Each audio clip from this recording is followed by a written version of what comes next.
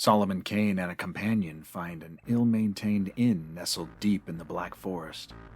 Will these weary travelers find rest for the evening, or will they be haunted by the Rattle of Bones?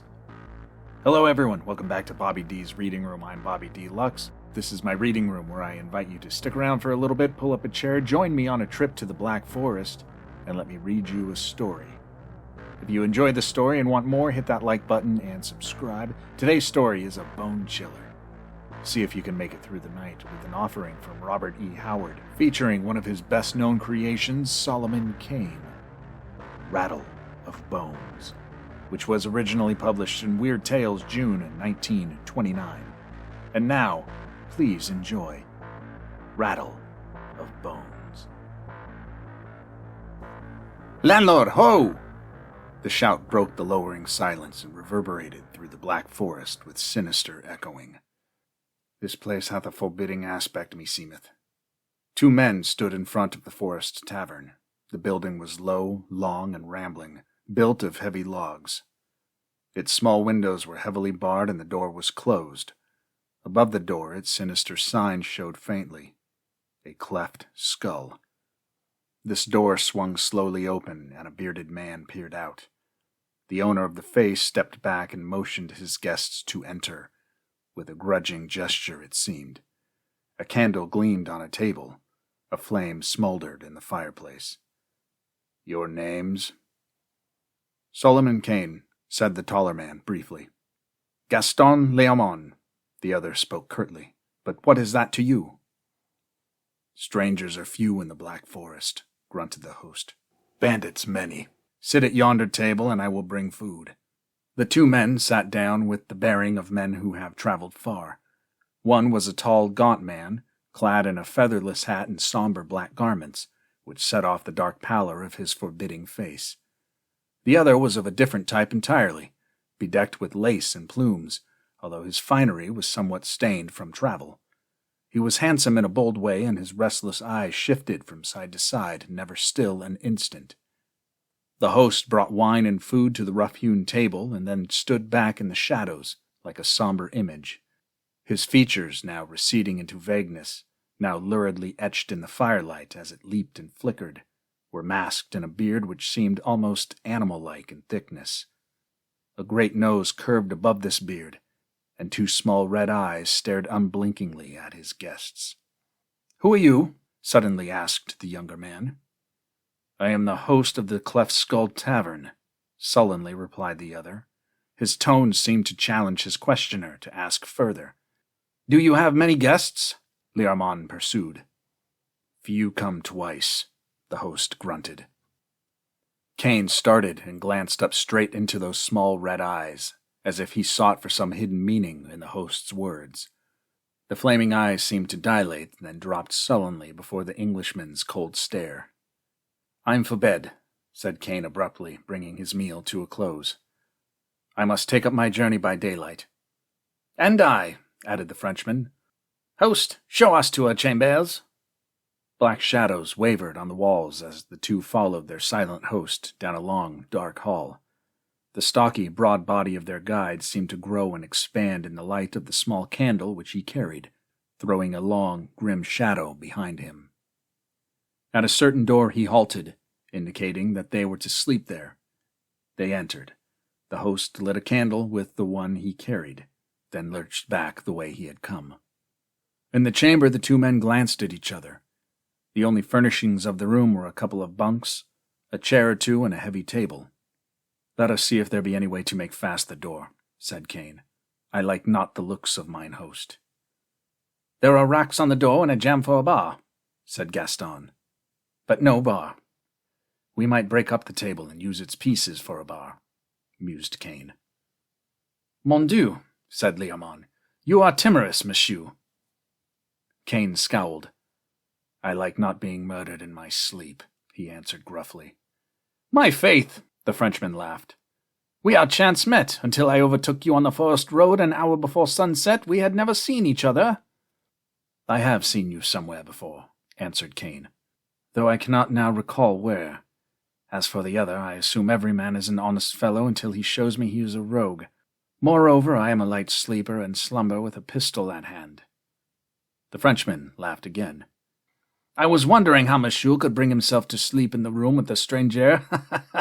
All right, Monsieur Englishman, let us go forth and take a bath from one of the other rooms." Taking the candle with them, they went into the corridor. Utter silence reigned, and the small candle twinkled redly and evilly in the thick darkness. "Mine host hath neither guest nor servants," muttered Solomon Kane. "A strange tavern. What is the name now? These German words come not easily to me. The Cleft Skull? A bloody name, of faith." They tried the rooms next to theirs, but no bar rewarded their search. At last they came to the last room at the end of the corridor. They entered. It was furnished like the rest, except that the door was provided with a small barred opening, and fastened from the outside with a heavy bolt, which was secured at one end to the door jamb. They raised the bolt and looked in. "There should be an outer window, but there is not," muttered Kane. "Look." The floor was stained darkly.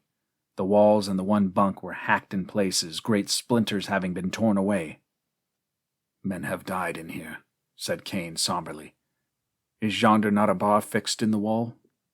"Aye, but 'tis made fast," said the Frenchman, tugging at it. A section of the wall swung back, and Gaston gave a quick exclamation. A small secret room was revealed, and the two men bent over the grisly thing that lay upon its floor. "The skeleton of a man," said Gaston, "and behold how his bony leg is shackled to the floor. He was imprisoned here, and died." "Nay," said Kane. "The skull is cleft. Methinks mine host had a grim reason for the name of his hellish tavern. This man, like us, was no doubt a wanderer who fell into the fiend's hands." "Likely," said Gaston without interest. He was engaged in idly working the great iron ring from the skeleton's leg bones. Failing in this, he drew his sword, and with an exhibition of remarkable strength, cut the chain which joined the ring on the leg to a ring set deep in the log floor. "Why should he shackle a skeleton to the floor?" mused the Frenchman. "Mon bleu, 'tis a waste of good chain. Now, monsieur," he ironically addressed the white heap of bones, "I have freed you, and you may go where you like." "Have done." Kane's voice was deep. "No good will come of mocking the dead." "The dead should defend themselves," laughed Leramond. "Somehow I will slay the man who kills me, though my corpse climb up 40 fathoms of ocean to do it." Kane turned toward the outer door, closing the door of the secret room behind him. He liked not this talk which smacked of demonry and witchcraft, and he was in haste to face the host with the charge of his guilt. As he turned with his back to the Frenchman, he felt the touch of cold steel against his neck, and knew that a pistol muzzle was pressed close beneath the base of his brain. "Move not, monsieur." The voice was low and silky. "Move not, or I will scatter your few brains over the room." The Puritan, raging inwardly, stood with his hands in the air, while Learmond slipped his pistols and sword from their sheaths. "Now you can turn," said Gaston, stepping back. Kane bent a grim eye on the dapper fellow, who stood bareheaded now, hat in one hand, the other hand leveling his long pistol. "Gaston the butcher," said the Englishman somberly. "Fool that I was to trust a Frenchman. You range far, murderer. I remember you now with that cursed great hat off. I saw you in Calais some years agone." "Aye, and now you will see me never again." "What was that?" "Rats exploring yon skeleton," said Kane, watching the bandit like a hawk, waiting for a single slight wavering of that black gun muzzle. The sound was of the rattle of bones. "Like enough," returned the other. "Now, Monsieur Kane, I know you carry considerable money on your person. I had thought to wait until you slept and then slay you, but the opportunity presented itself, and I took it. You trick easily." "I had little thought that I should fear a man with whom I had broken bread," said Kane, a deep timbre of slow fury sounding in his voice. The bandit laughed cynically. His eyes narrowed as he began to back slowly toward the outer door. Kane's sinews tensed involuntarily. He gathered himself like a giant wolf about to launch himself in a death leap, but Gaston's hand was like a rock, and the pistol never trembled. "We will have no death plunges after the shot," said Gaston. Stand still, monsieur. I have seen men killed by dying men, and I wish to have distance enough between us to preclude that possibility. My faith, I will shoot. You will roar and charge, but you will die before you reach me with your bare hands. And mine host will have another skeleton in his secret niche.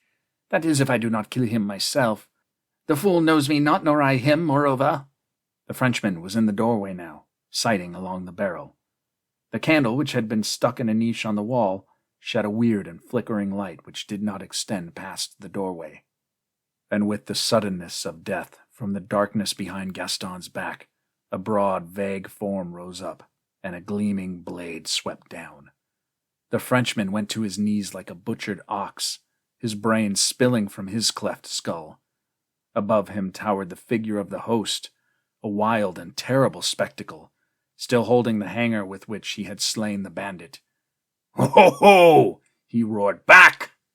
Kane had leaped forward as Gaston fell, but the host thrust into his very face a long pistol which he held in his left hand. "Back!"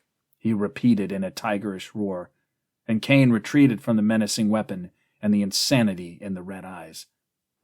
The Englishman stood silent, his flesh crawling as he sensed a deeper and more hideous threat than the Frenchman had offered. There was something inhuman about this man, who now swayed to and fro like some great forest beast, while his mirthless laughter boomed out again. "Gaston the butcher!" kicking the corpse at his feet. "Ho, ho! My fine brigand will hunt no more. I had heard of this fool who roamed the Black Forest. He wished gold, and he found death. Now your gold shall be mine, and more than gold, vengeance." "I am no foe of yours," Kane spoke calmly. "All men are my foes. Look, the marks on my wrist. See the marks on my ankles, and deep in my back, the kiss of the knot, and deep in my brain the wounds of the years of the cold, silent cells where I lay as punishment for a crime I never committed." The voice broke in a hideous, grotesque sob. Kane made no answer. This man was not the first he had seen whose brain had shattered amid the horrors of the terrible continental prisons. "But I escaped!" The scream rose triumphantly. "And here I make war on all men." What was that? Did Kane see a flash of fear in those hideous eyes? "My sorcerer is rattling his bones," whispered the host, then laughed wildly. "Dying? He swore his very bones would weave a net of death for me. I shackled his corpse to the floor, and now, deep in the night, I hear his bare skeleton clash and rattle as he seeks to be free, and I laugh. Ho, ho, ho! How he yearns to rise and stalk like old King Death along these dark corridors when I sleep, to slay me in my bed." Suddenly, the insane eyes flared hideously. "You were in that secret room. You and this dead fool. Did he talk to you?" Kane shuddered in spite of himself. Was it insanity? Or did he actually hear the faint rattle of bones, as if the skeleton had moved slightly? Kane shrugged his shoulders. Rats will even tug at dusty bones. The host was laughing again. He sidled around Kane, keeping the Englishman always covered, and with his free hand opened the door. All was darkness within, so that Kane could not even see the glimmer of the bones on the floor. "All men are my foes," mumbled the host, in the incoherent manner of the insane. "Why should I spare any man who lifted a hand to my aid when I lay for years in the vile dungeons of Karlsruhe, and for a deed never proven? Something happened to my brain then. I became a wolf, a brother to these of the Black Forest to which I fled when I escaped. They have feasted, my brothers, on all who lay in my tavern, all except this one who now clashes his bones, this magician from Russia. Lest he come stalking back through the black shadows when night is over the world and slay me, for who may slay the dead? I stripped his bones and shackled him. His sorcery was not powerful enough to save him from me, but all men know that a dead magician is more evil than a living one. Move not, Englishman! Your bones I shall leave in this secret room besides this one too." The maniac was standing partly in the doorway of the secret room now, his weapon still menacing Kane. Suddenly he seemed to topple backward and vanished in the darkness, and at the same instant a vagrant gust of wind swept down the outer corridor and slammed the door shut behind him. The candle on the wall flickered and went out. Kane's groping hands, sweeping over the floor, found a pistol, and he straightened, facing the door where the maniac had vanished. He stood in the utter darkness, his blood freezing, while a hideous, muffled screaming came from the secret room, intermingled with the dry, grisly rattle of fleshless bones. Then silence fell. Kane found flint and steel and lighted the candle. Then, holding it in one hand and the pistol in the other, he opened the secret door. "Great God," he muttered as cold sweat formed on his body. "This thing is beyond all reason, yet with mine own eyes I see it. 2 vows here have been kept. For Gaston the Butcher swore that even in death he would avenge his slaying, and his was the hand which set yon fleshless monster free, and he—" The host of the cleft skull lay lifeless on the floor of the secret room, his bestial face set in lines of terrible fear, and deep in his broken neck were sunk the bare finger bones of the sorcerer's skeleton. The end. Thank you for listening. Say what you will about finding boutique lodging somewhere off the main road, but sometimes, well, sticking with the chain every once in a while might keep you out of some trouble. If you like this story, consider giving it a like and subscribing wherever you're listening. Anyhow, I hope you enjoyed our time together today. If you did, feel free to share the show with your friends and invite them back with you for another visit to Bobby D's Reading Room. We never close. Until next time, ta-ta.